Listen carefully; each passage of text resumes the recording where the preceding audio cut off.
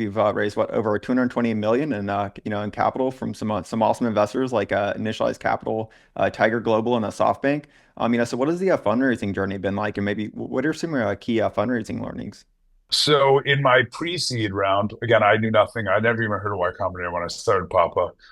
In my pre-seed round, I just literally went to random people in Miami and just asked for money. Like my dad says, you got to hold out both your cups. My dad's also an entrepreneur, and so you're effectively a beggar. But hopefully you have some clout, or you could prove it in some way. I mean, people are just betting on you and the idea. But honestly, it's more about you because ideas change. I mean, Brex, for example, started off as like a VR company in Y Combinator, and then they became Brex, the payment platform. Um, Raising money is very hard.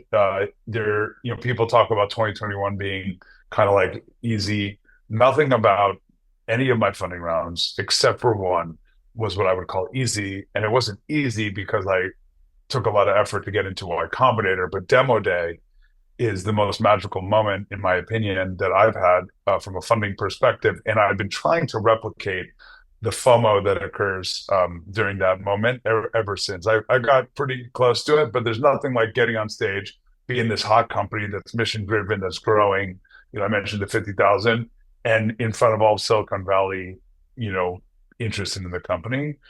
Um, but funding raising is definitely a kind of a FOMO thing. You want to be the cool kid at the school type thing. It's not easy for me because I'm a salesperson naturally. And so you're supposed to play hard to get, I would say. Whereas in sales, if you play hard to get, like no one, you're just not going to get a sale. So it was very hard for me to switch that on and off. I would even do things to protect myself.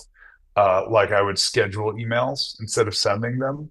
And so like I scheduled for the next day, give me 24 hours to decide if I wanted to cancel it, which I would often. I'd wait a few days, I'd wait a week, so kind of creating this scarcity through ways that are not that easy. Because like, what if no one's calling you? What if no one knows you at all? How are you going to do any of that? I mean, I do think incubators are helpful. Frankly, I think building a network in your communities are helpful. Some cities are better than others. A lot of cities are better in general.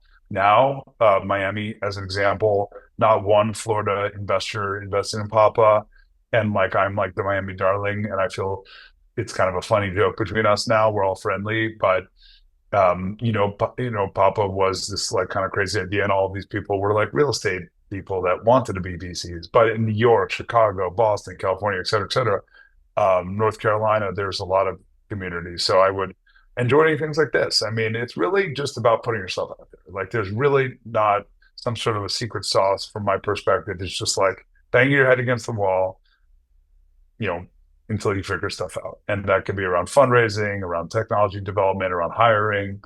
I've made mistakes in every single category.